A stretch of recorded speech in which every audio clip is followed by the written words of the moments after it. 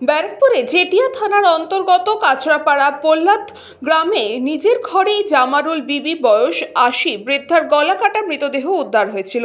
ওই বৃদ্ধা ভালো চোখে দেখতে পান না। কে মারলো এই তদন্তে নামে ব্যারাকপুর পুলিশ কমিশনারেট। তদন্তে নেমে জানতে পারে ওই বৃদ্ধা ১০,০০০ টাকা বিধবা ভাতা পেয়েছিলেন। বৃদ্ধার মেয়ের জামাই আখের আলী মণ্ডল সেই টাকা নিতেই খুন করেছে, এমনটা জানালেন ডিসি নর্থ গণেশ বিশ্বাস। আখের আলী মণ্ডলকে গ্রেফতার করেছে পুলিশ। ৭ দিনের পুলিশি হেফাজত হচ্ছে, আদালতে পাঠানো হয়েছে তাকে। টাকা এবং অস্ত্রটি উদ্ধারও করতে পারেনি এখনো পুলিশ। তাকে জিজ্ঞাসাবাদ করে অস্ত্র এবং টাকা কোথায় রেখেছে তা হদিশ চাইছে তারা।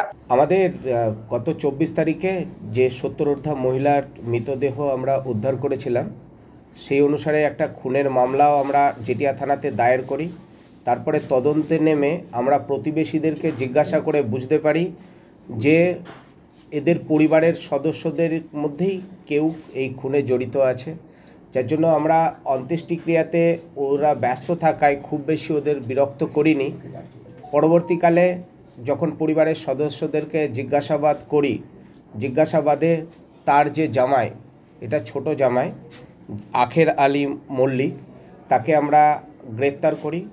ওকে জিজ্ঞাসাবাদে আমরা জানতে পেরেছি যে কিছুদিন আগেই ও ১০,০০০ টাকা তোলে তার বিভিন্ন প্রকল্পের, একই সঙ্গে যখন টাকা রাখা ছিল বিধবা ভাতার টাকা ১০,০০০ টাকা তুলেছিল। আর এই জামাই ছোট্ট ব্যবসা করে, কখনো সজনে পাতা বা কখনো থোড় নিয়ে বা কচু কেটে নিয়ে তারপরে ও বিভিন্ন জায়গায় বিক্রি করে। খুব সামান্য যৎসামান্য আয় ছিল এবং ও থাকতো ওই ছোট মেয়ের বাড়িতেই। কিন্তু ওই দিনকে ও যখন জানতে পারে যে টাকাটা তুলেছে, ওই শাশুড়ির কাছে চাইতে যায়, ওদের সঙ্গে বাদানুবাদ হয়।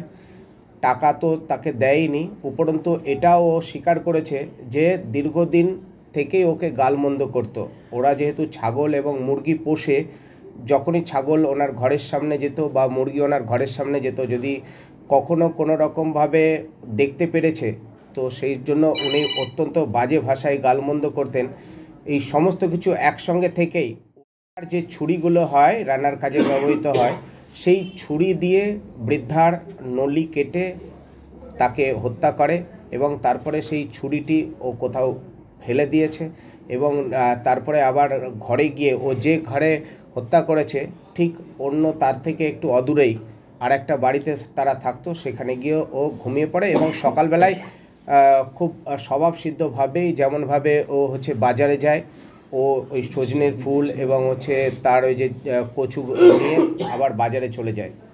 এই টাকাটা আমরা এখনও পর্যন্ত জানতে পেরেছি উদ্ধার হয়নি, কিন্তু ও বিধবা ভাতার টাকা তিনি তুলেছিলেন একসঙ্গেই, বেশ কয়েক মাসের টাকা।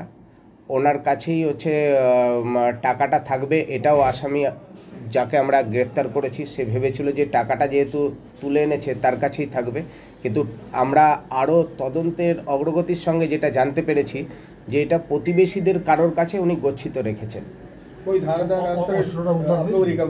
এখনও অস্ত্র উদ্ধার হয়নি এবং ওই টাকাটাও উদ্ধার হয়নি। ব্যুরো রিপোর্ট, নিউজ পং টাইম।